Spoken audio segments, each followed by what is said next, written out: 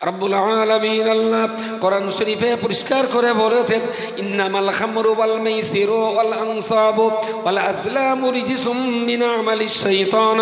রব্বুল আলামিন আরেক জায়গায় বলেছেন, ওয়ায়াসআলুনাকা আনিল খামরি ওয়াল মাইসিরি কুল ফীহিমা ইসমুন কাবীরু ওয়া মানাফিউ লিন-নাস।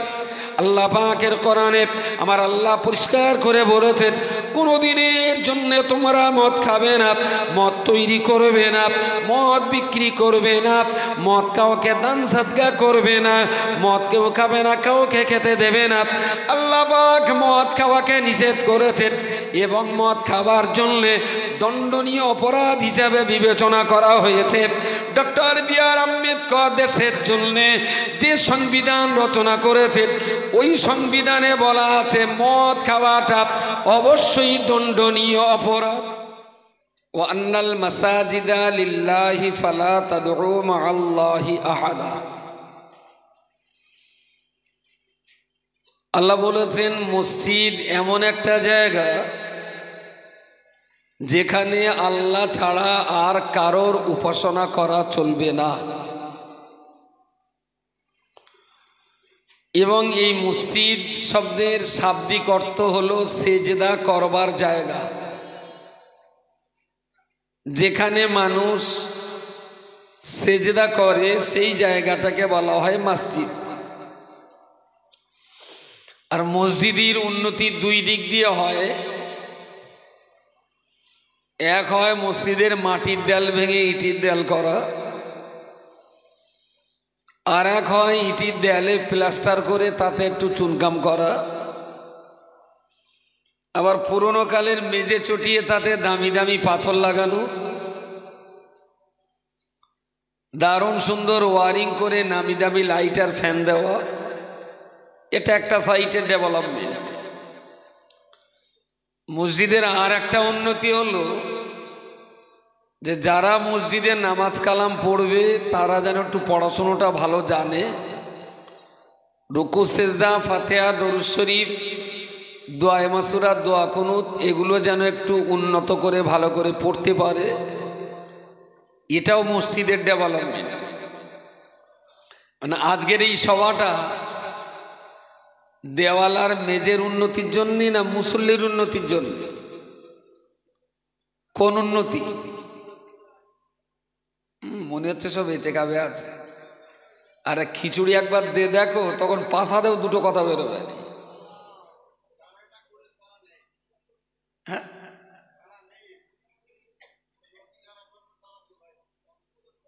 না। আমি বলছি মসজিদের উন্নতি আর মুসল্লির উন্নতি, তাই না? দুটো উন্নতি। মসজিদের দেওয়াল মেজে ছাদ ইত্যাদি উন্নতি, এটা একটা দিক। আর মুসল্লিদের নামাজ কালাম পড়াশুনো সেটা একটা উন্নতির দিক। আজকের এই সভাটা দেয়ালার মেজের উন্নতির জন্যে না মুসল্লি আর ইমামের উন্নতির জন্যে? দুটোই হবে।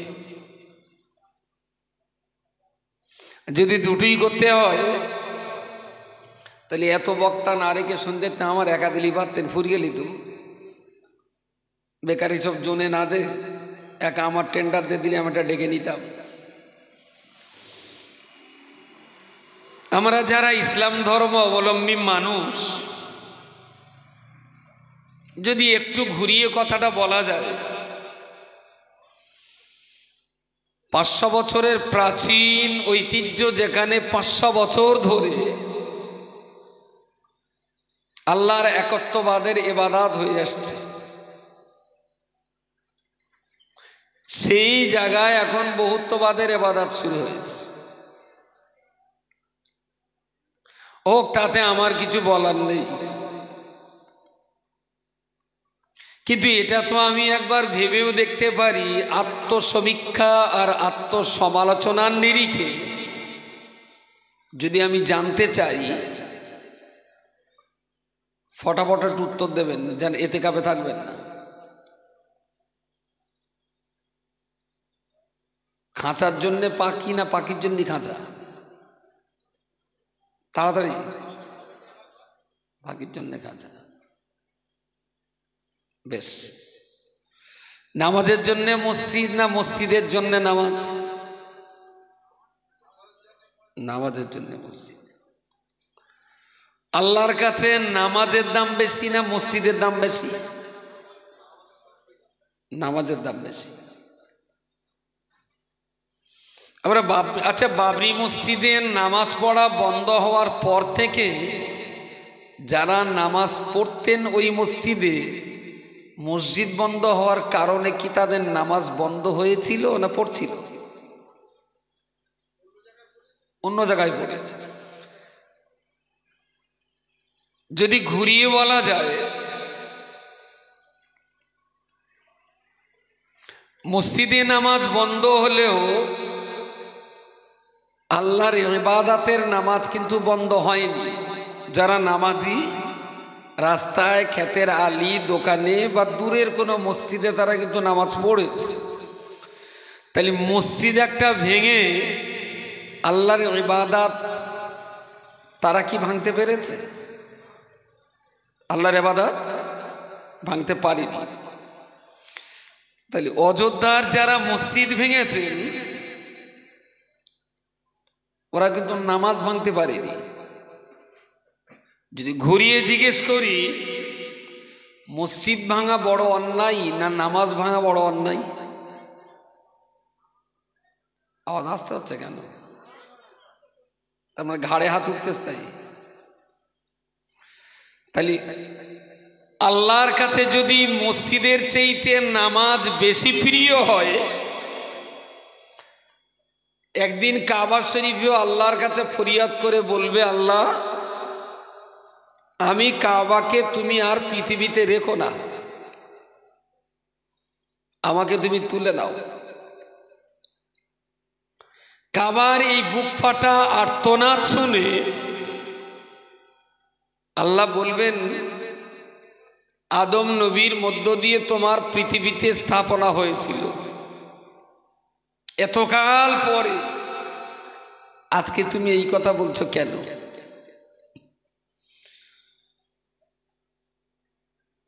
কাবা শরীফ সেদিন বলবে, আল্লাহ ফাওয়াল্লি ওয়াজহাকা শাতরাল মসজিদিল হারাম, আপনি পৃথিবীর ইমানদারদেরকে বলেছিলেন তারা যেন আমাকে কিবলা হিসাবে মানে, তারা যেন আমার দিকে ফিরে নামাজ পড়ে। কিন্তু অনেক দিন হলো পৃথিবীতে কেউ আর আমার দিকে ফিরে নামাজ পড়ছে না। পৃথিবীতে কেউ আর আমি কাবা আমার চতুর্ধারে তাওয়াফ করছে না।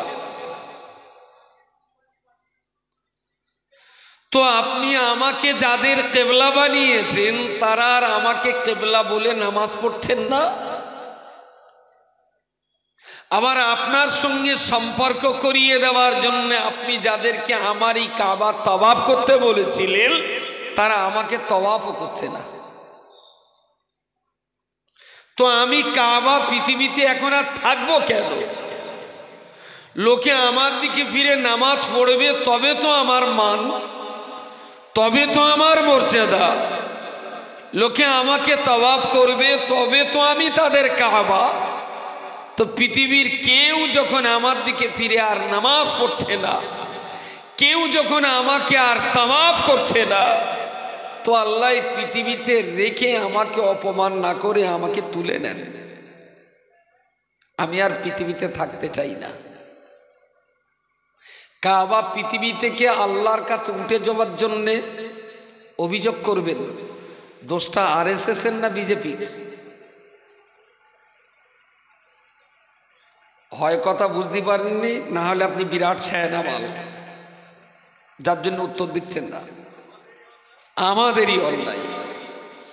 তাহলে বাবরি মসজিদ ভেঙে রাম মন্দির হয়েছে, নিশ্চয়ই যারা এ কাজ করেছেন তারা কাজটা ভালো করেননি। তবে যে মুসলমান না বাবরি মসজিদের জন্য যাদের এত দরদ হয়, নামাজ টিকিয়ে রাখার জন্য তাদের দরদ কতটা হয়? মসজিদের জন্য তো নামাজ না, নামাজের জন্য তো মসজিদ। তাহলে যারা মসজিদ ভেঙেছে তারা যদি অপরাধী হয়, তাদের চেয়ে অনেক বড় অপরাধী তারাই যারা বাড়ির পাশে মসজিদ থাকা সত্ত্বেও যারা নামাজ পড়ে না। মসজিদ প্লাস্টার করলে সুন্দর দেখাবে, কিন্তু সুন্দর মসজিদের জোরে মুসল্লি কখনো জান্নাত পেতে পারে না যদি মুসল্লি নামাজে আর পড়ায় যদি সুন্দর না হয়।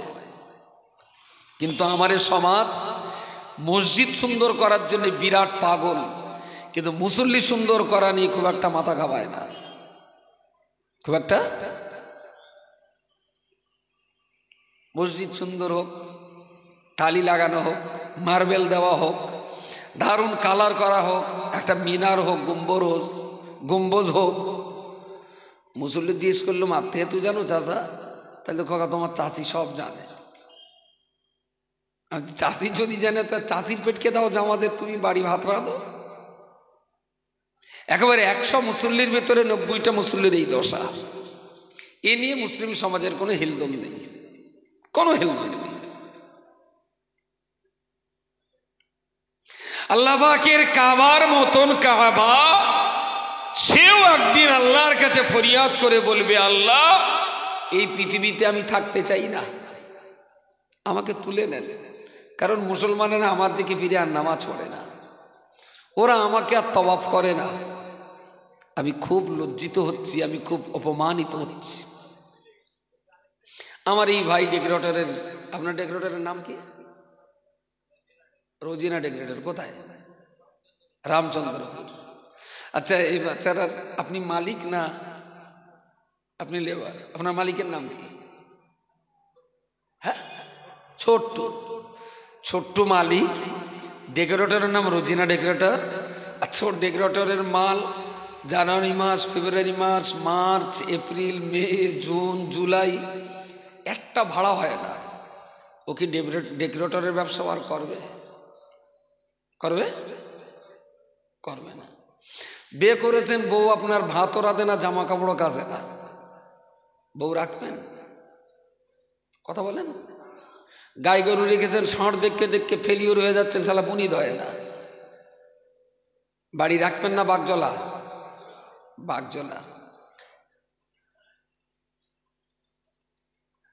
যে গাই বাগজলা দেখে, এটা মহাজনের দোষ না গাইয়ের দোষ? হ্যাঁ, মনের ভুলেও কেউ কিন্তু বুনিদি গাই কখনো কসাইখানায় দেয় না, কখনো। ও তো দাম বেশি। আর এরাও আমার ঠিক মাথায় ঢোকে না, শালা গাই কিংবা ছাগল বুনি দলি রেট বাড়ে, কিন্তু মানুষ বুনি দলি রেট খুব কমে যায়। কেন তো কি জানি, এটাও আমার মাথায় ঠিক ষোলোয়ানা ঢোকে না। আমি বলছিলাম কি,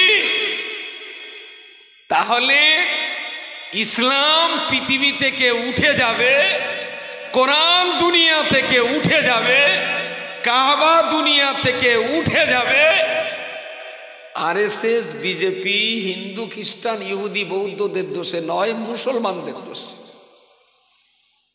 কারণ মুসলমানরা, আমি যদি এখন বলি পদ্মপুকুর আমার মার জন্মস্থান আর আমার জন্মস্থান বৈকারায়, আমি বললাম বৈকারায় যারা বাস করবে তাদের লেখাপড়া ফিরি, আর পদ্মপুকুরি যারা বাস করবে তারা গরুর গোস্ত ফিরি। যদি মুসলমানের জন্য দুটো গ্রাম, একটা গ্রামে লেখাপড়া ফিরি আর একটা গ্রামে গরু ফিরি, গরুর গোস্ত ফিরি, মুসলমান কোন গ্রামে গিয়ে ঘর বাঁধবে বলে মনে হয়? পদ্মপুকুরি জায়গা থাকবে না। এরা যতটা আল্লাহর প্রতি শ্রদ্ধা করে ততটা জানাব আলা হযরত শাহ সুফি গরুর গোস্ত রহমতুল্লাহ আলাইহিকে প্রচুর শ্রদ্ধা করে। এরা গরু খেয়ে খেয়ে একদম শেষ করে দেবে, শুধু খাওয়া, খাচ্ছেও গরু, শালা হচ্ছেও দামড়া গরু। তা নাহলে গরুর দুধের দাম 50 টাকা কেজি আর গোস্তর দাম 250 টাকা কেজি হওয়া উচিত ছিল। গোশের দাম যদি 250 টাকা হয় তাহলে দুধের দামও হওয়া উচিত ছিল 700 টাকা লিটার। কারণ গোস্তের চাইতে দুধ অনেক ভিটামিন, অনেক প্রোটিন। কিন্তু খালু দুধ খাবে না, গোশ খাবে, তাহলে জিবি সুলুনি বেটবে না। দুধ তো জিবি মজা লাগে না, দুধ দেহে মজা। আর গরু দেহের জন্য ক্ষতিকর, কিন্তু জীবের জন্য বিরাট স্বাদী। যতই তুমি মোরগ দাও, একটু ওই চিকেন দাও, বলি যেন সিটে না। মটন দাও এক পিস, বলি কি খাচ্ছি তো কে জানি। ঘুমির ঘরে ওর গালে যদি গরুর গোশ এক পিস দেওয়া হয়, সালা তিড়িং করে উঠবে। অনেক সময় পর মাল পড়েছে। এরা যে পরিমাণ গরুর গোশতের সঙ্গে সাক্ষাৎ করেছে, তার 1% যদি কোরআনের সঙ্গে সাক্ষাৎ করতো, মুসলমানের কপাল পুড়ত না, কপাল পুড়ত না। এর জন্য বেকার লোকের দোষ দিলাম নেই, বেকার লোকের দোষ দেন আপনি। আমরা শুধু নামকে ওয়াস্তে মুসলিম হয়েছি, ইসলাম সম্পর্কে 0 কাণ্ডজ্ঞানের অভাব রয়েছে। আমার আল্লাহ পাক রব্বুল আলামিন কোরআনুল কারীম আমাদের কাছে নাজিল করেছেন, সঙ্গে তো আমার আল্লাহ এটাও বলে দিয়েছেন, নাহনু নাযালনায যিকরা ওয়া ইন্না লাহু লাহাফিজুন। এই পৃথিবীর মনুষ্য জাতি, আমি আল্লাহ আমার কোরআন তোমাদের জন্য দিয়ে দিলাম, আমার কোরআন তোমাদের জন্য নাজিল করলাম। আর এই কোরআনে কি রয়েছে তোমাদের জন্য, রব্বুল আলামিন সেটাও সুন্দর করে বলেছেন, হুদাল লিল মুত্তাকিন। এ কোরআন মনুষ্য জাতির জন্য পথ প্রদর্শক হয়ে যাবে। কি রয়েছে এই কোরআনে, ওয়ালা রাতাবিন ওয়ালা ইয়াবিসিন ইল্লা ফি কিতাবিম মুবিন। ঊর্ধ্ব জগৎ আর নিম্ন জগতে যা কিছু জ্ঞানের কথা থাক না কেন, আমি আল্লাহ পাক রব্বুল আলামিন আমার কোরআন শরীফের ভিতরে সমস্ত জ্ঞানের কথা আমি আল্লাহ জায়গা করে দিয়েছি। কি রয়েছে এই কোরআনের ভিতরে, রব্বুল আলামিন পরিষ্কার করে বলেছেন, লাশামসু ইয়ামবাগি লাহা আন তুদরিকাল কমার ওয়ালাল লাইলু সাবিকুন নাহার ওয়া কুল্লুন ফি ফালাকিন ইয়াসবাহুন। ঊর্ধ্ব জগতের মহাকাশের জ্ঞানের কথা আমার আল্লাহ কোরআনের ভিতরে দিয়ে দিয়েছেন। নিম্ন জগতের ভূবিদ্যার কথা আমার আল্লাহ কোরআনের ভিতরে দিয়ে দিয়েছেন। ব্যবসা বাণিজ্যের কথা আমার আল্লাহ কোরআনের ভিতরে দিয়ে দিয়েছেন। রাষ্ট্র পরিচালনার ব্যাপার আমার আল্লাহ কোরআনের ভিতরে দিয়ে দিয়েছেন। সততা নিষ্ঠা আদর্শের কথাগুলো আমার আল্লাহ কোরআনের ভিতরে দিয়ে দিয়েছেন। কিন্তু যে আল্লাহ কোরআন শরীফটাকে বিশ্ববাসীর জন্য জ্ঞানের খনি বানিয়ে দিয়েছেন, সেই কোরআন যে জাতির হাতে মজুদ রয়েছে, এই জাতি সেই কোরআন কি সমীহ করেনি। আল্লাহর কোরআন তারা পড়েনি, আল্লাহর কোরআন বোঝা তারা চেষ্টা করিনি। ধর্ম যেটা পালন করছে, কোরআনের মুখ আর ধর্মের মুখোশ দুটো এক নয়। আপনি বলুন কোরআনে কোন জিনিসটা নেই, কি নেই কোরআনে? পৃথিবীর একমাত্র কেতাব কোরআনকে আমরা চুমু খাই। পৃথিবীর একমাত্র কেতাব, যে কেতাবটা হাত থেকে পড়ে গেলে আবার সাদগা করি। পৃথিবীর একমাত্র কেতাব, যে কেতাবটা দান করে বাবা মার কবরে সওয়াব রাসানি হয়। পৃথিবীর একমাত্র কেতাব, যে কেতাবটা কোনো ভুল নেই। পৃথিবীর একমাত্র কেতাব, যে কেতাবটা মৃত্যুর বিছানায়, কবরে এবং হাসরে তার প্রেমিকের জন্য আল্লাহর কাছে সুপারিশ করবেন। সুবহানাল্লাহ। যে কেতাবটার এত গুরুত্ব, এত মর্যাদা, এত মূল্য, সেই কেতাবটা মুসলমান কি যত্ন সহকারে পড়ে বলে মনে হয়? পড়ে বলে মনে হয়? আমি বলছি রামের ভক্ত হতে কোনো দোষ নেই, কোনো দোষ নেই। রামের ভক্ত খুবই ভালো কথা, কিন্তু রামকে যদি ব্যবহার করা হয় ভোটের ইভিএম ভরাবার জন্য, তাহলে তার মতন চিটিং বাজার হতে পারে না।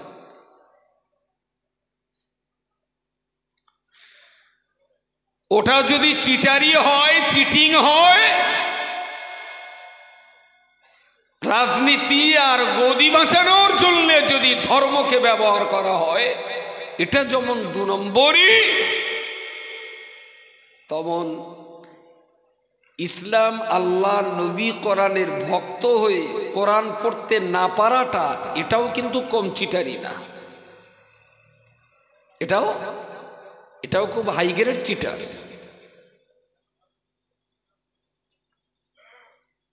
প্রিয় শ্রোতা মণ্ডলী, মনে রাখুন আমার আল্লাহ পাক রব্বুল আলামিন কি কোরআন, যে কোরআন আমাদেরকে দিয়েছেন ভারতবর্ষের সংবিধানের সঙ্গে, এ কোরআনের যদি আমি সামঞ্জস্যতা ঘটাই, স্পষ্টতই দেখা যাবে কোন ধর্মে কি বর্ণনা করা আছে অতটা আমি জানি না, তবে ইসলাম নিয়ে যতটুকু জানতে পারি, ভারতবর্ষের সংবিধান যতটা জানতে পারি, কোরআনের সঙ্গে এদেশের সংবিধানের যথেষ্ট পরিমাণ মিল এবং সাদৃশ্য দেখতে পাওয়া যায়।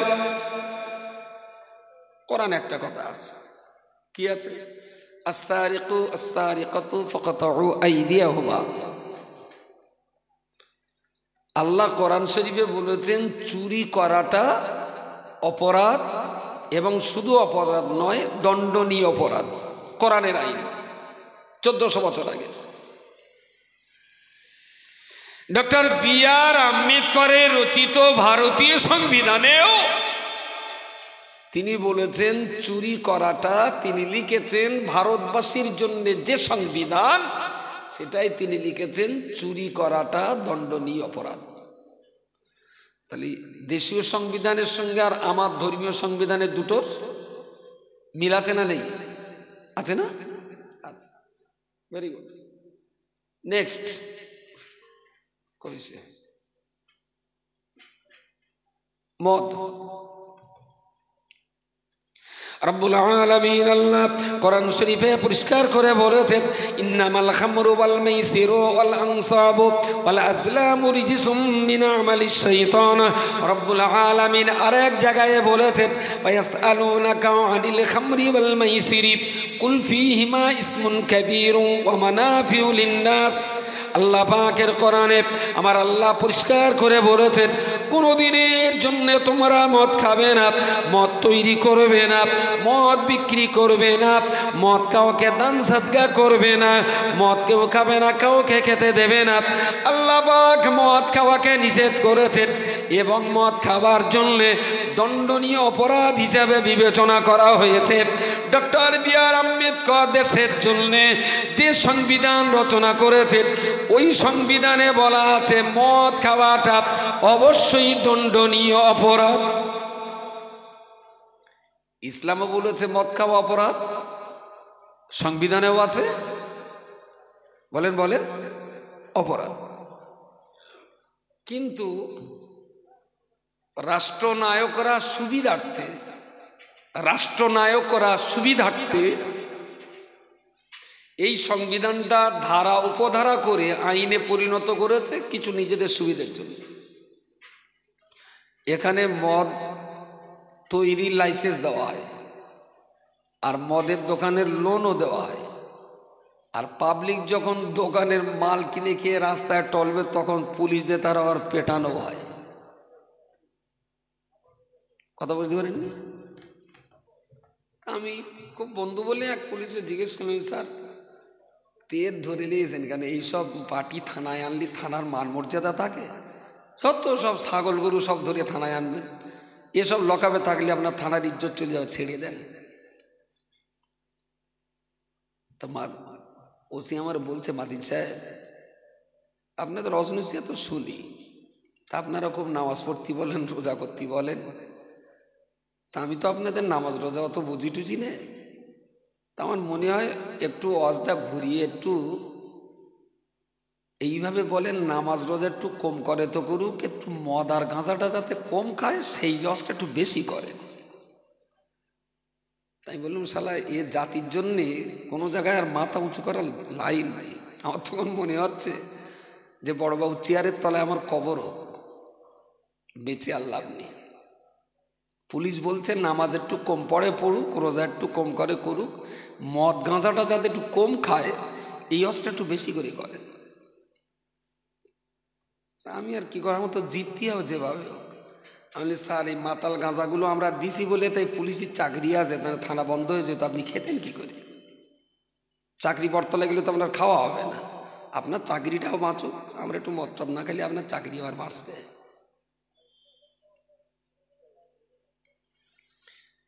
যে জাতির একটা মানলে দুটো মানা হবে, চুরি না করা মানেই সংবিধানও মানা হলো, কোরআনও মানা হলো, মদ না খাওয়া মানেই দেশের আইনও মানা হলো, কোরআনের আইনও মানা হলো।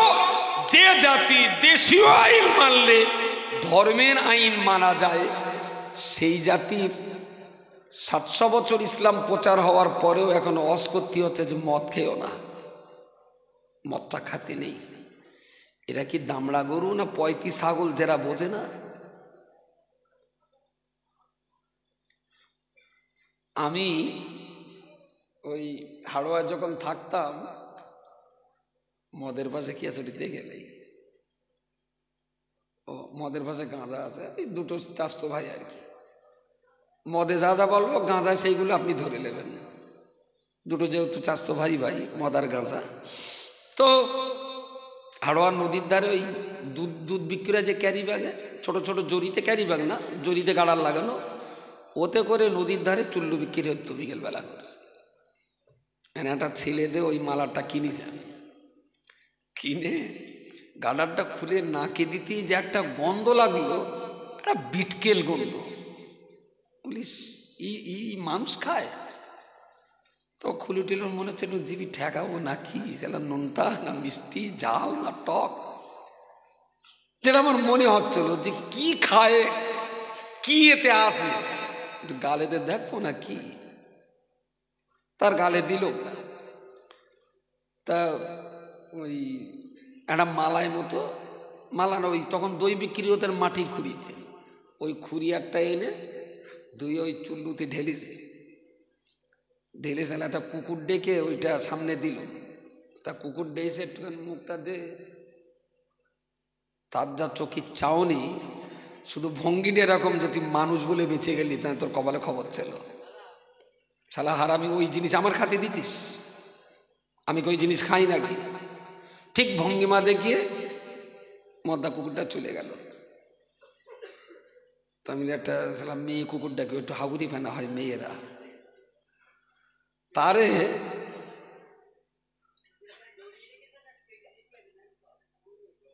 শাড়িতে নাড়ি কাটা নাকি এত জোর গলায়, একটু আস্তে আস্তে বলেন।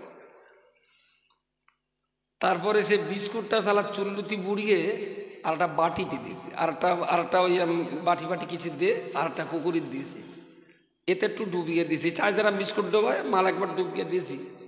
সেও এসে দেখলাম শালা শুঁকে ওতে জীবও দেয়নি। তাহলে যে জিনিস শালা কুত্তায় খায় না, সে জিনিস ডুবে মানুষ খায়। কারা এরা? এরা কি আন্দামানের বারাটাঙের ট্রাইবেল? 2023 সালে এখনো মদ খাওয়ার জন্য মুসলমানদের বলতে হয় যে মদটা খেও না। আর একটা পরিবারের একজন নেশাখোর হওয়া মানে গোটা পরিবারটাই অশান্তির আগুনে জ্বলবে, গোটা পরিবারটাই। কোনো ভালো শিক্ষিত ছেলে ওই বাড়ির জামাই হবে না, কোনো ভালো শিক্ষিত পরিবারের মেয়েও ওই বাড়ির বৌমা হবে না। পরিবারে একটা মাতাল হওয়া মানেই গোটা পরিবারটা শেষ, গোটা পরিবারটাই শেষ। অর্থনৈতিক পরিকাঠামো তাদের ধ্বংস হবে, সামাজিক শান্তি বিঘ্নিত হবে, পরিবারের ভিতরে ঝগড়াঝাটি সবসময় লেগেই থাকবে, সর্বোপরি আল্লাহর রহমত থেকে তারা জনম জনমের মতো বঞ্চিত হবে।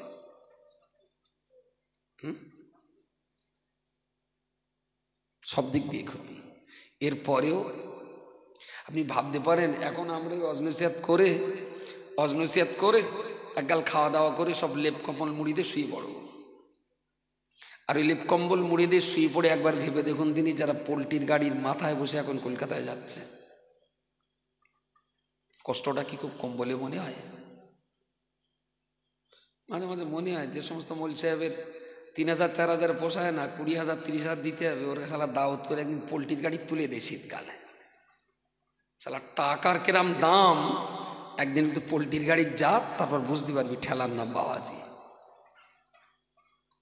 আচ্ছা, এত কষ্ট, এত মেহনত, এত পরিশ্রম, সেটা মাঠে খাটুক আর পোল্ট্রির গাড়িতেই যাক, রেলেও হকারি করুক, আর গ্রামে গ্রামে ফেরিওয়ালাই হোক, এদের একটা টাকা তো গায়ের এক এক ফোঁটা রক্তের সমান। আর সেই টাকা খরচা করে যদি মদ খেয়ে নিজের দেহ, সমাজ, পরিবার সব কিছুকে যদি শেষ করে দেয়, তাহলে এ জাতিকে বাঁচাবে কে? কে বাঁচাবে, কে বোঝাবে এদের? খুবই দুর্ভাগ্য। আল্লাহ যেন এদের ন্যায় সত্য সঠিক বিষয়টা বুঝবার তৌফিক দান করেন, বলুন আমিন। কঠিন সমস্যা। প্রিয় শ্রোতা মণ্ডলী, ঠিক তার পরপরই বলতে চাইছি, প্রিয় নবী মুহাম্মদুর রাসূলুল্লাহ সাল্লাল্লাহু আলাইহি ওয়াসাল্লাম যে মক্কাতে জন্মগ্রহণ করেছিলেন, ওই মক্কার মানুষ, মদিনার মানুষেরা, হিজাজ, তায়েফ, জেদ্দা কিংবা রিয়াদের মানুষেরা, তারাও কিন্তু নেশা পান কম করত না। ওরাও বড় বড় মাতাল ছিল। বাচ্চা থেকে নিয়ে তারা শিশুদেরকে মদ খাওয়ানো অভ্যাস করত। এই কঠিন মাতালে সমাজে নবী আমার জন্ম নিয়ে তিল তিল করে তাদের বোঝাবার চেষ্টা করলেন, বাবা এ মদটা তোমার জন্য স্বাস্থ্যসম্মত নয়, এ মদ তোমার জন্যে এও পরকালের জন্যে কল্যাণকর নয়, এ মদ তোমার পরিবারের জন্যে ভালো না, এ মদ তোমার দেশের জন্যে ভালো না। এ মদ পান করার কারণে তুমি সমাজে লাঞ্ছিত হবে, মদ খাবার কারণে শারীরিকভাবে রোগাক্রান্ত হয়ে পড়বে, মদ পান করার কারণে তোমার ইহকাল নষ্ট হবে, তোমার পরকাল নষ্ট হবে। বাবা নবী আমার একটা একটা করে বোঝালেন, তিল তিল করে তাদের বোঝাবার চেষ্টা করলেন। মাত্র 9 বৎসর চেষ্টা করার পরেতে প্রিয় নবী মুহাম্মদুর রাসূলুল্লাহ মসজিদে নববীর মেম্বারে দাঁড়িয়ে তিনি বললেন, খায়রুল কুরুনি কারণী, সবচাইতে ভালো যুগ হলো আমার যুগ। সাহাবীরা বললেন, কেন এই যুগটা ভালো যুগ? নবী আমার বললেন যে মক্কার মানুষেরা, যে মদিনার মানুষেরা বাচ্চা থেকে বৃদ্ধ পর্যন্ত সবাই মদ পান করত। আল্লাহ আমায় বুঝবার মতন ক্ষমতা দিয়েছেন। আল্লাহর কোরআনের আয়াত নিয়ে আমি তা দিগকে বোঝাবার চেষ্টা করেছি। ওরা এখন বুঝে গেছে। মদিনার অলিতে গলিতে রাস্তাঘাটে মদ তোমরা রেখে এসো। আমি মোহাম্মদ ইবনু আব্দুল্লাহ বলছি, এতদিন যারা মদ পান করত, আমার বুঝবার করার কারণে ওরা মদ খাওয়া যারা ত্যাগ করে দিয়েছে, মদিনার অলিতে গলিতে গ্লাসে ঢেলে দেওয়ার পরেতেও মদিনার কোনো যুবক ছেলেরা ওই মদ আর কোনো দিনের জন্য তারা গালে তুলবে না। জোরে সোরে বলুন সুবহানাল্লাহ। একটু সুবহানাল্লাহ বলেন। 1টা কোটি, 2টো কোটি, 3টে, 4টে, 5টা, তার মানে ওই কোনার কাছে না, ওই কোনা পর্যন্ত, আমার দিকে না, ওই দিক তাকান, স্কুলের ওই কোনা পর্যন্ত। এইদিকে যারা আছেন সুবহানাল্লাহ বলবেন না, পিছনে যারা আছেন এবার তারা বলেন, একটু বলেন সুবহানাল্লাহ। ওপারে না এপারে? ওপারের ওপারে, ওই কোনা থেকে পিছনে যারা আছে সবাই মিলে বলেন সুবহানাল্লাহ। সত্যি করে বলেন। প্রথমবার বলিলেন? প্রথমবার বলেছেন? আসতে। আচ্ছা, পেছনটা বাদ থাক, সামনেটা, ওই কুটি থেকে কোনা থেকে সামনেটা, পেছনে বলবেন না আপনারা, বলেন সুবহানাল্লাহ। আর একবার পিছনের গুলো, এবার সুবহানাল্লাহ। আমি যতদূর জানি যে যৌথ ফ্যামিলিতে বরকত হয়, আর ধর্মসভায় দেখেছি ফ্যামিলি ভাগ করলে গলায় জ্বর হয়। বুঝতে পারেন? এক ফ্যামিলি তো এমনি করতেছে ও বলবানি, এমনি করতেছে বক্কা তো বলে রোজ, আজকেও বলবানি, আর হইবার তো সামনে আসে ও 1000 দেবেন, চুরিয়ে দেবেন, আর ফ্যামিলি যে ভাগ করে দিয়েছে তখন জ্বর হচ্ছে। আচ্ছা, সুবহানাল্লাহ কি নিমাই চাঁদের সাঁই গোষ্ঠী কেউ? সুবহানাল্লাহ আমার যতটা ভাগ আপনারও তো ততটাই, বেকার ফাঁকি দেন কেন? আপনি সুবহানাল্লাহ বললে সব কি আমার হবে? আপনারই হবে। তা এখন যদি সুবহানাল্লাহ বলতে ভয় লাগে, তাহলে কি রাম মন্দিরকে সুবহানাল্লাহ বলবা? অন্তত এখানে একটু বলো দয়া করে, সকলে মিলে মিশে মহব্বতের সঙ্গে বলুন সুবহানাল্লাহ। মনে হচ্ছে সন্ধ্যা থেকে এই বোধহয় হলো আইবুড়ো সুবহানাল্লাহ। এত জোরে হয়েছে একবার? এত জোরে একবার তো বিধান দিন, মনে একটু ঘুম ভাঙা পানা হয়েছে। নারায়ে তাকবীর। বাহ, মাশাআল্লাহ। আসলে অন্য লোকের কথা না শুনলেও যেহেতু আমার নানাগা বাড়ি পাশে, সেই জন্য আমার একটু আলাদা নাম দিতেই হবে।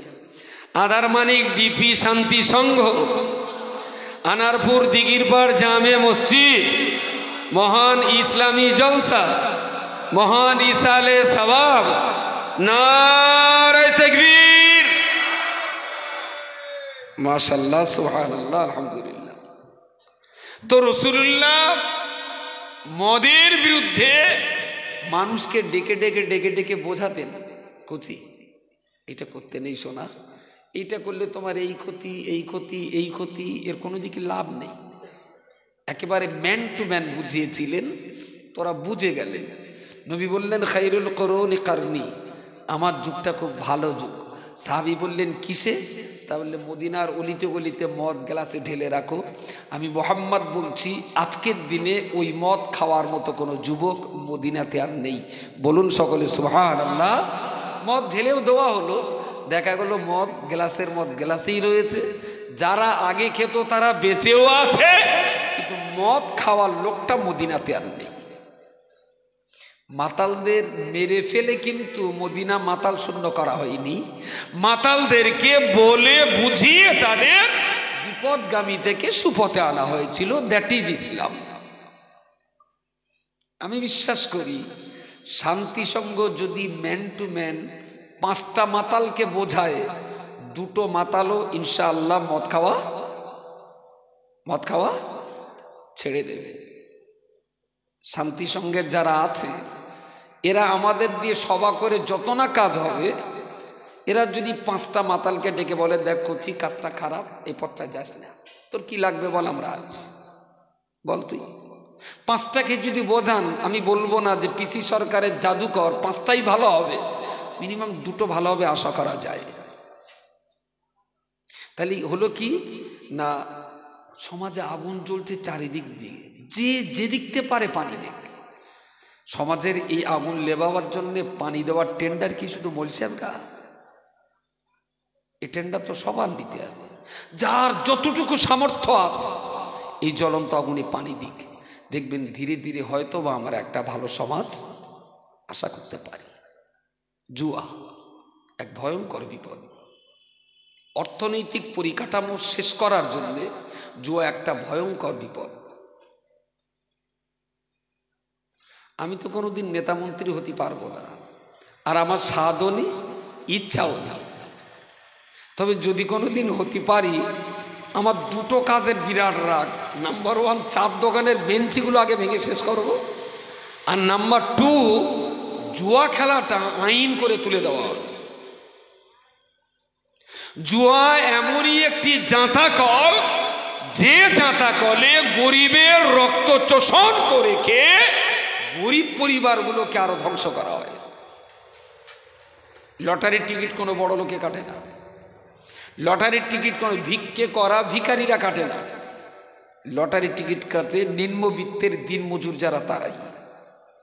আসলে ভাঁটা ইট বয়ে বয়ে জীবন কালি হয়ে গেছে। 60 বছর পর্যন্ত ভ্যান টেনে টেনে ওর দেহ আর পারে না।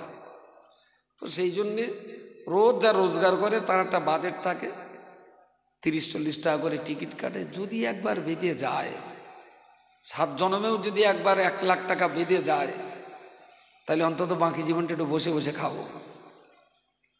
খুব গরিব মানুষ যারা, তাহলে বলা যেতে পারে যাদের উপার্জিত 100 টাকায় 1 পয়সাও হারামের কোনো চিহ্ন নেই। আপনি খুব খোঁজ করে দেখেন, একেবারেই নিপাট খেটে খাওয়া মানুষগুলো তারাই টিকিট কাটে। আচ্ছা, যখন মাইক নিয়ে হাঁকে, রথযাত্রা বাম্পার, লুটপাট করা বাম্পার, কত রকমের বাম্পার আছে।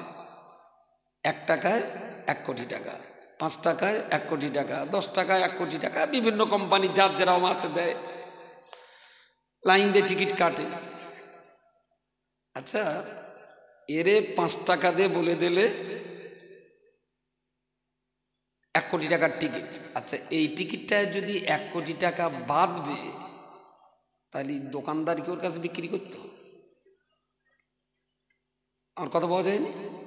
যারে দিচ্ছে তারে বলছে 5 কোটি টাকা ফার্স্ট প্রাইজ, টিকিটের দাম মাত্র 5 টাকা। তো 5টা টাকা দিলে, একটা টিকিট দিলে, ও যদি জানতো এতে 5 কোটি টাকা আছে, দোকানদার কি দিত? দোকানদার। তাহলে লিমা তাকুলুনা মা লা তাফআলুন, যে কাজটা তুমি নিজে করো না সে কাজটা অন্যকে করতে বলো কেন? আমি দেখেছি হাড়োয়ার মেলায় জুয়ার আসরে আমি দেখেছি বাড়ির গিন্নির জামা কাপড় বিক্রি করে দিয়ে জুয়া খেলেছে, হাঁড়ি কলসি বিক্রি করে দিয়ে জুয়া খেলেছে, সাইকেল বিক্রি করে দিয়ে জুয়া খেলেছে, আপনার প্যান্ট খুলে বিক্রি করে জুয়া খেলে শালা হারামখোর জাঙ্গিয়া পড়ে বাড়ি গেছে। হিরোইনের চেয়ে ভয়ঙ্কর নেশা জুয়ার নেশা। আমার সমাজ জুয়া খেলে খেলে একদম শেষ হয়ে যাচ্ছে। আচ্ছা, এখানে যা আছে মোটামুটি এক্ষুনি যদি পকেট চেক করা হয়, টিকিট কি একটার দাগ? লটারির টিকিট একটার দাগ? কোন বীর পুরুষ আছে এর ভেতরে যে বুক চাপড়ে বলবে হুজুর আমি এই কাটি, আমার টিকিট আছে কাছে? এরকম কোন বীর পুরুষ? হ্যাঁ হ্যাঁ, এই আবার চকি চকি ফিরিস নেওয়া না, চকি চকি ফিরলে আবার লজ্জা লাগবে। আবার ওদিকে ঘাড় ঘোরায়, এক্ষুনি ঘাটটার ঘোরান না, তাহলে বলবে আমি কিলিলুম বিকেলে কাটছিলুম ওদায় দেখেছিল।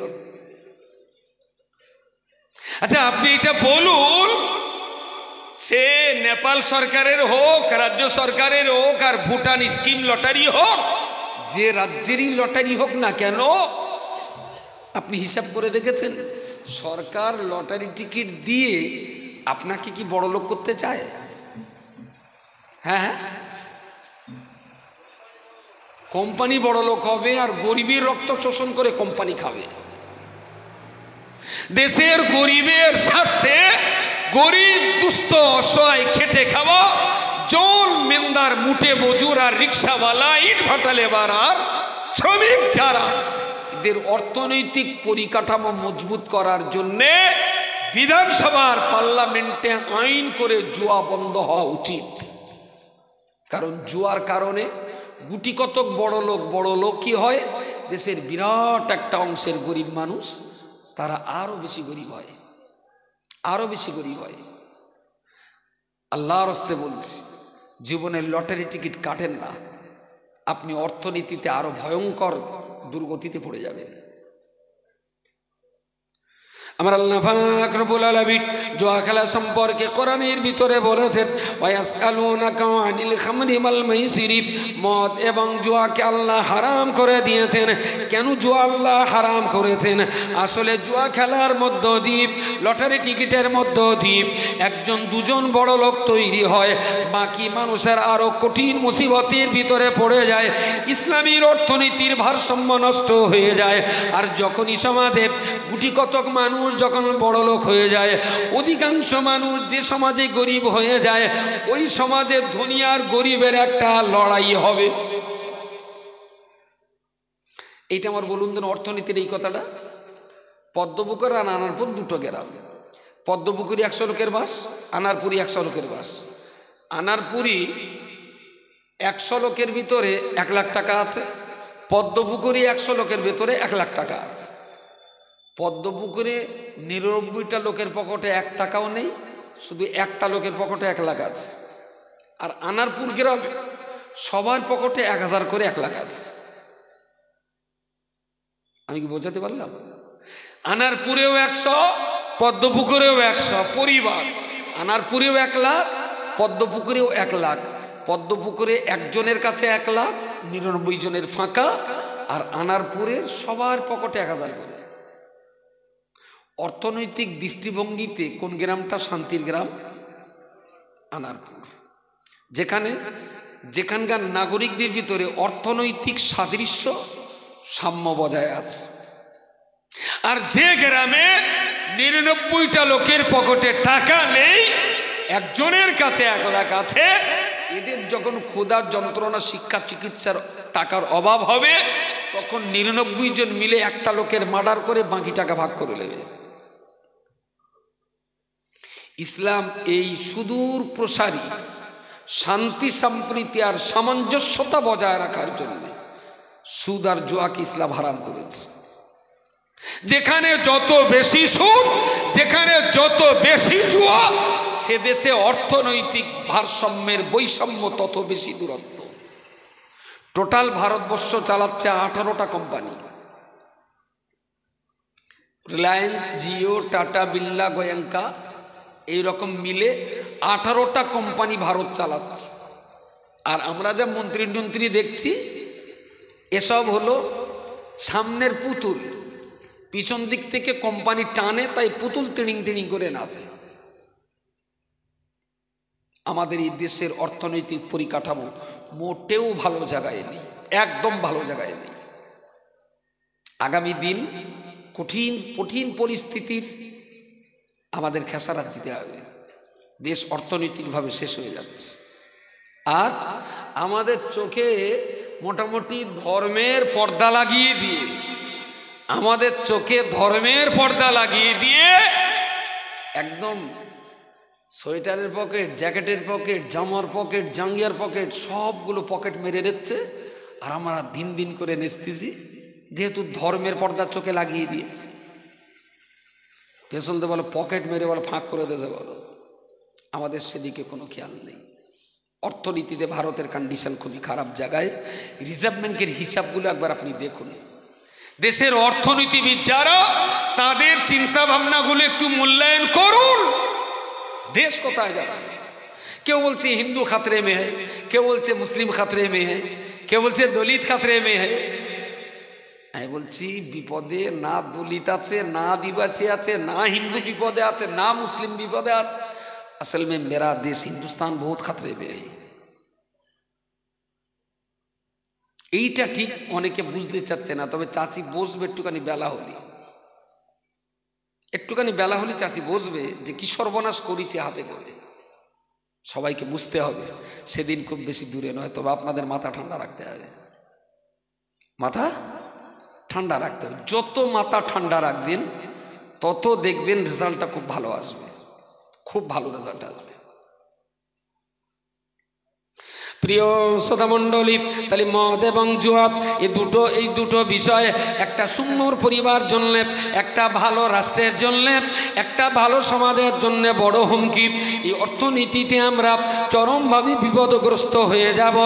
ম্যান টু ম্যান কাউকে দেখতে পেলে আমার পক্ষ থেকে তার হাতটা ধরে বলুন, আব্দুল মাতিন বলেছে লটারি টিকিট কেটে কেউ কখনো বড় লোক হতে পারেনি। একটা দেখাবেন লটারির টিকিট কেটে 1-1.5 কোটি টাকা বেঁধেছে এবং গত 10-15 বছর ধরে সে এখনো বড় লোক আছে। একটা লোক ওই মুরারিসার ওই দিকটায়, গ্রামের নাম বলবো না কারণ কারো হয়তো আবার খালু টালু হবে, শেষটা আমি মান সম্মানে পড়বো। ভ্যান চালাতো আর রোজ টিকিট কাটতো, কাটতে 1 কোটি টাকা বেঁধে গেছে। বিরাট ব্যাপার। 1 কোটি টাকা বাঁধলেই এই ট্যাক্স ফ্যাক্স এদিক সেদিক সব দিয়ে বোধহয় 70-72 লাখ টাকা ক্যাশ পেল। তাহলে সেই ক্যাশ নিয়ে পেয়েই প্রথম একটা বে করে নিলে, আগে যেটা ছিল একটু ডিপ কালার পেল, ও এবার একটু লাইট কালার একটা বে করে নিলে প্রথমে। তারপর একটা স্করপিও গাড়ি কিনলে। আর ও তো তখন বন্ধুর অভাব নেই, প্রচুর বন্ধু। ও বাড়ির আমানি পান্তা ভাত, কাঁচা লঙ্কা ঝাল ভালো লাগছে না, এখন কলকাতায় ওই পাকসার কাছে সিরাজ হোটেলে খাতিয়েছে দুপুরে করে। ঠিক সালা 3 থেকে 3.5 বছরের ভেতরে সেই 72-73 লাখ টাকা শেষ করে সে ভদ্রলোক আবার ভ্যান চালাচ্ছে। এখানেও আছে কি কোটিখানি না কি লাখখানি? কোটিপতি বলে এখন ডাকেন। কোন কন্ডিশন এখন? 7 মাস। তাহলে তো আল্লাহর হাতে বরকত দেশে খুব।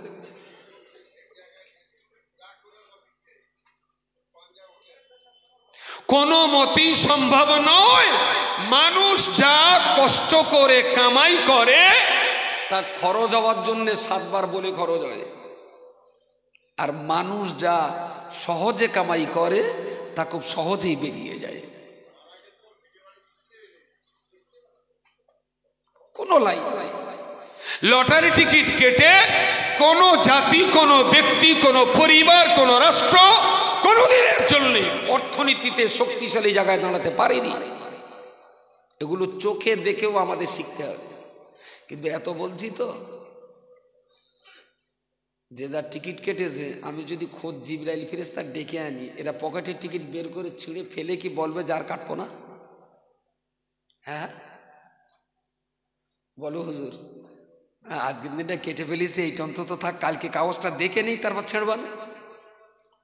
কালকের অন্তত খবরের কাগজটা মিল করবে একবার, আর খবরের কাগজ মিল করতে গিয়ে দেখবে ওর বেঁধেছে বি সিরিজ 9579 ওর টিকিট, আর লটারি গেছে বি সিরিজ 9578। ওই যে কানের বাড়তে গেছে, শালা আজরাইল আসা পর্যন্ত নেশা ছাড়তে পারবে না। কারণ আমি এটা ভুক্তভোগী কিছু ছেলের সঙ্গে কথা বলে, যে জুয়া আপনার হিরোইনে ছাড়ানো যায়, কিন্তু লটারি টিকিট যদি বুঝে, ও নিজে বুঝে বুঝে যদি ছাড়ে তো ছাড়বে, অন্যের বুঝে হবে না। হিরোইনের চেয়ে নেশা বেশি লটারি টিকিট আর জুয়া। আল্লাহর রাস্তে বলছি, আপনি হিন্দু হন আর মুসলমান হন, আপনি তো আমার দেশের একজন নাগরিক। অর্থনীতিতে যদি আপনি ঝাড় খান, তাহলে সেখানে আমাদের কিছু দায়িত্ব দায়বদ্ধতা থাকে। আল্লাহর রাস্তায় এই পথটায় যাবেন না।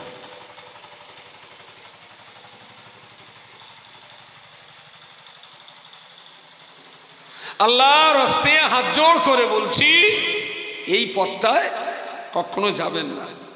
নেক্সট, ওড়ি কি বলে, ও বাবা 1 ঘন্টা তো পার করে ফেলেছি। তাহলে এ বাকিগুলো থাক, সামনে বছর হবে, আসছে বছর আবার হবে ইনশাল্লাহ। বাকিগুলো আজকে থাক। যে কথা দিয়ে শুরু করেছিলাম, মসজিদ, ওয়ান্নাল মাসাজিদা লিল্লাহ ফালা তাদউ মাআল্লাহি আহাদা। পৃথিবীর প্রথম বৃহত্তর মসজিদ হলো কাবা বাইতুল্লাহ শরীফ, আদম নবী জমানায় তৈরি। দ্বিতীয় বৃহত্তর মসজিদ হলো জেরুজালেম বাইতুল মুকাদ্দাস, যে ঘরটার নাম হলো মসজিদুল আকসা, এবং যে ঘরের দখলদারি নিয়ে আমরা দীর্ঘদিন 75 বছর ধরে হামাস বনাম ইসরায়েলের লড়াই আমরা দেখে আসছি। ইসরায়েল হলো পৃথিবীর মানচিত্রে একটা জারজ সন্তান, ওর বাপের ঠিক নেই, ইসরায়েল। তো এই ইসরায়েলের সঙ্গে হামাসের লড়াই চলছে 75 বছর। ওই মসজিদের প্রতিষ্ঠাতা ছিলেন নবী সুলাইমান। এটা হলো পৃথিবীর মানচিত্রের দ্বিতীয় বৃহত্তর জামে মসজিদ। এর নিচে তৃতীয় বৃহত্তর মসজিদ হলো মসজিদে নববী। এই 3টে মসজিদ পৃথিবীর মানচিত্রে মর্যাদায় সকলের চাইতে আলাদা। আপনি নামাজ আদারমানিক দিঘির পাড়াতে নামাজ পড়লে যে সওয়াব হবে, দিল্লির জামে মসজিদে নামাজ পড়লেও একই সওয়াব হবে। মিশর জামিয়া আল আজহারের জামে মসজিদে যদি নামাজ পড়েন, সেখানেও একই সওয়াব। যদি মনে করেন সওয়াব বেশি নেব, তাহলে মসজিদে নববীতে যেতে হবে, 1 রাকাতের বিনিময়ে 1000 রাকাতের সওয়াব। যদি মনে করেন আরও বেশি নেব, তাহলে বাইতুল মুকাদ্দাসে যেতে হবে, 1 ওয়াক্তের বিনিময়ে 50 ওয়াক্তের 50,000 ওয়াক্তের সওয়াব। যদি মনে করেন তার চাইতে বেশি সওয়াব নেব, তাহলে কাবা বাইতুল্লাহ যেতে হবে। 1 ওয়াক্ত নামাজ পড়লে 1 লক্ষ ওয়াক্ত নামাজের সওয়াব আল্লাহ দেবেন, বলুন সুবহানাল্লাহ। এই 3টে মসজিদ হলো পৃথিবীর সমস্ত মসজিদের তুলনায় মর্যাদায় একটু আলাদা। বাকি তাম দুনিয়ার সব মসজিদের মর্যাদা আল্লাহর কাছে একই রকম মর্যাদা। এবারে যে কথাটা বলার, পৃথিবীর সমস্ত মসজিদগুলো কাবামুখী আছে, কাবার দিকে ফিরে আছে। তো এই কাবা শরীফ ইব্রাহিম খলিলুল্লাহ যখন পুনরায় সংস্কার করছিলেন, আর ইসমাইল জবিহুল্লাহ উনি জোগাড়ে দিচ্ছিলেন, মালপত্র এনে জমা করছিলেন। বাবা রাজমিস্ত্রি আর ছেলে জোগাড়ে, মা হাজেরা ছিলেন, ওনাদের টিফিন রান্না বান্না এই কাজকর্মগুলো করে দিচ্ছিলেন। এখন পাথর গাঁথতে গাঁথতে গাঁথতে গাঁথতে একটা জায়গায় এসে ইব্রাহিম খলিলুল্লাহ বললেন, আর লাগবে না, যতটা দেওয়াল উঁচু করা দরকার ততটা দেওয়াল হয়ে গেছে। ইসমাইল জবিহুল্লাহ বললেন, আব্বু আমি অনেকটা কষ্ট করে এই পাথরগুলো বয়ে নিয়ে এসছি, এইগুলো লাগিয়ে দেন। তা আব্বা বলছেন, কচি যতটা উঁচু করার উঁচু তো হয়ে গেছে, আর লাগানো যাবে না। তো যে আপনি তাহলে আগে বারণ করেননি কেন? আমার এত কষ্ট করে নিয়ে এসেছি মানে এগুলো কাবার দেওয়ালে লাগাতে হবে। বাপ বলছে আর দেয়াল উঁচু হবে না, ছেলে বলছে আমার কষ্টের দাম দিতে হবে, পাথরগুলো কষ্ট করে এনেছি কাবায় লাগাতে হবে। বাপের সঙ্গে ছেলের লড়াই। ফেরেশতা জিবরিল আমিন আলাইহিস সালাম বাপ বেটার এই সমস্যার সমাধান করতে এসেছেন। উনি সমাধান দিয়ে বললেন যে পাথরগুলো ইসমাইল বয়ে নিয়ে এসেছে ওইগুলো মসজিদের জন্যই এনেছে, সুতরাং এগুলো মসজিদে লাগানোর যোগ্য। ইব্রাহিম খলিলুল্লাহকে বললেন দেওয়াল যত দূর উঠেছে এর চাইতে বেশি উঁচু করা ঠিক হবে না। বললেন তাহলে সমাধান কি হবে? জিবরাইল বলে দিলেন আল্লাহ বলে পাঠিয়েছেন এই পাথরগুলো উঁচু করে আপনি ফেলে দিন। এই পাথর তাম পৃথিবীতে টুকরো বিটুকরো হয়ে আল্লাহর ফেরেশতারা আল্লাহর হুকুমে দুনিয়া জোড়া ছড়িয়ে দেবেন। যেখানে যেখানে এই পাথরের নুড়ি পড়বে কিয়ামতের পূর্বে কোনো না কোনো সময় সেই সমস্ত জায়গাতে কাবা শরীফের ছানাপোনা হিসাবে আল্লাহ একটা একটা মসজিদ বানিয়ে নেবেন। বলুন সুবহানাল্লাহ। সবাই মিলে বলেন সুবহানাল্লাহ। সংসার কি আবার ভাগ করে দেবো? তাহলে জোরে বলেন সুবহানাল্লাহ। তাহলে ইব্রাহিম ইসমাইল যেগুলো কাবায় লাগানোর জন্য নিয়ত করে এনেছিলেন, কাবায় সেগুলো না লাগলেও কাবার বাচ্চা কাচ্চা হিসাবে কোনো না কোনো মসজিদের নিচেই সে পাথর আজও আছে, না থাকলে সেখানে মসজিদ তৈরি হবে না। কথাটা এই জন্যে বলছি। আচ্ছা আমি আপনাদেরকে যদি বলি এখন কাবা বাইতুল্লাহ সংস্কার হচ্ছে 5 বছর প্রায় হয়ে গেছে। পুরো কাবা শরীফের চারিধারের বিল্ডিং ভেঙে চুরে তছনছ করে দিয়ে একসঙ্গে যাতে 1 কোটি মানুষ নামাজ পড়তে পারে তার ব্যবস্থা হচ্ছে।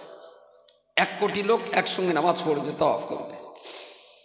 সেই জায়গায় কাজ এখনো চলছে এবং ওরা এই প্রজেক্টটার নাম দিয়েছে ভিশন 30।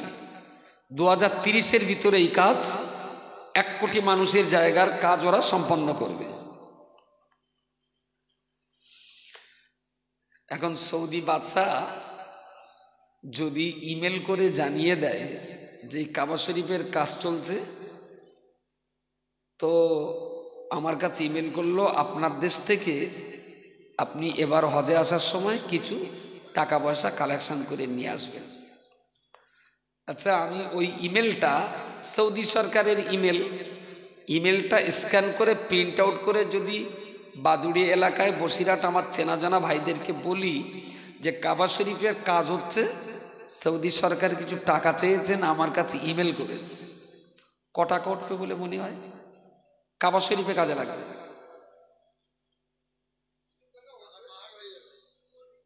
কিরম একটা হতে পারে? 1 লাখ?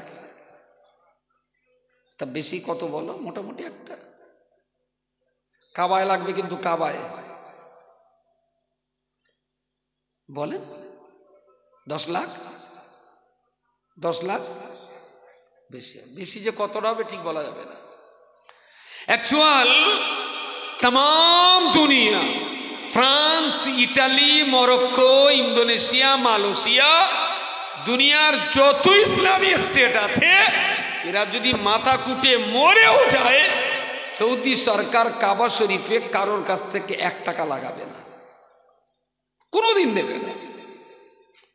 আপনি হয়তো পড়লে বুঝবেন কাবা শরীফের উপরে যে কালো চাদরটা দেওয়া আছে আর কাবা শরীফের দরজা যেদিকে আছে ঠিক দরজার উপরে না, পুরো কালো চাদরের কোথাও কোথাও এরকম বর্ডার বর্ডার লাল লাল ডিজাইন আছে। এই লাল লাল ডিজাইনগুলো কোরআনের আয়াত লেখা আছে। আর ঠিক দরজার উপরে ওখানেও ছোট্ট লাল ডিজাইন আছে। এই লাল রঙের ডিজাইন যেগুলো ভিডিওতে বা ছবিতে দেখেন ওগুলো হলো কালো চাদরের উপরে সোনা দিয়ে তৈরি সুতো দিয়ে সেলাই করা কিছু গুরুত্বপূর্ণ কথা লেখা আছে। তার ভিতরে এটাও লেখা আছে খাদিমুল হারামাইন শরীফাইন আল মালিক আবদুল্লাহ ইবনে ফাহাদ আল মালিক আবদুল্লাহ বিন আব্দুল আজিজ। তার মানে যিনি যখন বাদশাহ হবেন তিনি তখন কাবার চাদরে তার নামটা লিখে দেবেন। ওরা পৃথিবীর কারোর কাছ থেকে 1 টাকা নেবে না। ওরা ওদের টাকা দিয়ে কাবা সংস্কার হবে। কিন্তু ইব্রাহিমের দেলগাতার পর যে পাথরগুলো বেশি হয়েছিল সেইগুলো পৃথিবীতে ছড়িয়ে দেওয়া হলো। তার মানে বলা যেতে পারে কাবার অংশ বিশেষ পাথরের টুকরো যেখানে যেখানে আছে সেই জায়গাতেই মসজিদ তৈরি হবে।